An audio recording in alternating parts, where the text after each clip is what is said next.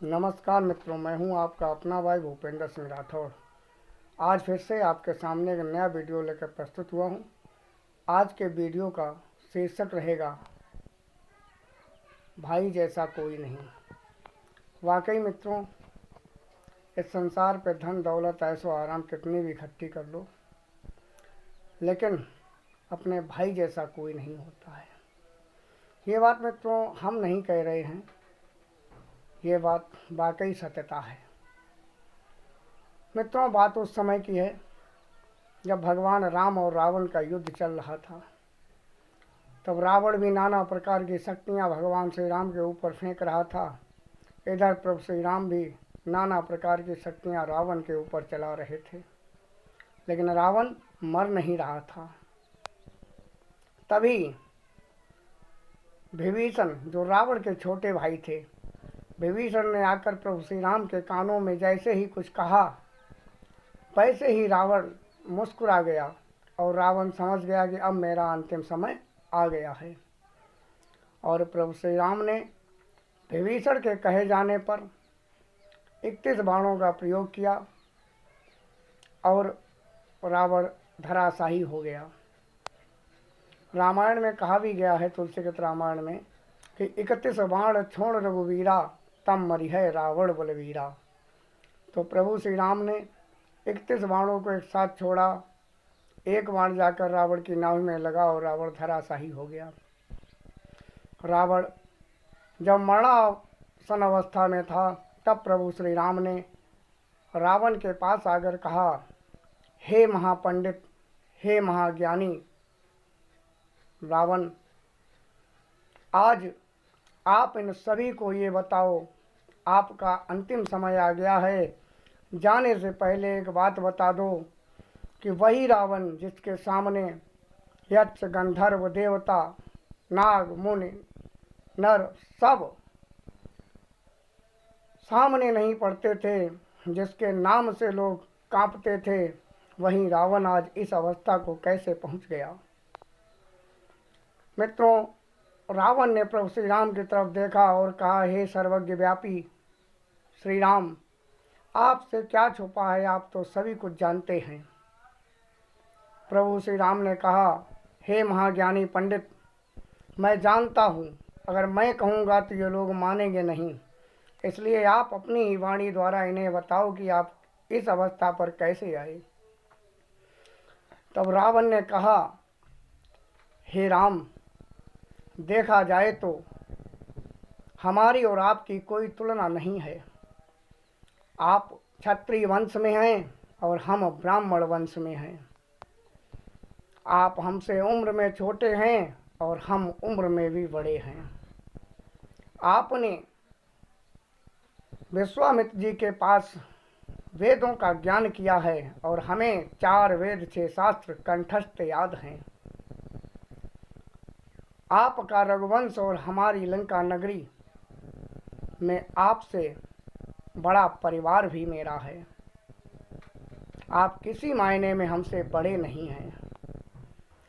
आप जब पैदा हुए होंगे तो अपने उन महलों में रहे होंगे जो पत्थरों और ईंटों के महल थे, लेकिन दशानन सोने के महलों में रहा है। देखा जाए तो हमारी और आपकी तुलना किसी प्रकार नहीं होती है। और आज आपसे अगर युद्ध में मैं हार गया तो उसका कारण आप लोग ये मत समझना कि मैंने नारी का हरण किया था, इसलिए मेरी ये दुर्दशा हुई है। नहीं राम, नहीं। आज अगर माँ जानकी जिंदा हैं तो वो आपकी भक्ति है, आपका प्रेम है जो उन्हें जिंदा रखा। और आज माता अगर शुद्ध है तो वो रावण की देन है, क्योंकि मैंने हमेशा उन्हें माता तुल्य समझा है। मैंने उनका हरण नहीं किया, मैंने तो सिर्फ उनसे प्रार्थना की थी कि हे माँ, आप हमारे साथ चली चलो, जिससे हमारे कुल का तरण तारण हो जाए। लेकिन हे राम, आप मालूम है किस बात में हमसे जीत गए।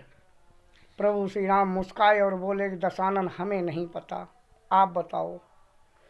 तो रावण बोला कि हे प्रभु राम, आपके भाई लक्ष्मण, भरत जी, शत्रुघ्न जी, सभी भाई बहुत अच्छे हैं। और हमारी हार का कारण बना तो सिर्फ मेरा भाई। अरे आपके भाइयों का त्याग देखो कि वनवास आपको मिला, मगर साथ में लक्ष्मण भी आए। और लक्ष्मण की क्या कहें, लक्ष्मण से भी तो ज़्यादा त्याग भरत जी का है। धन्य है भरत जी को।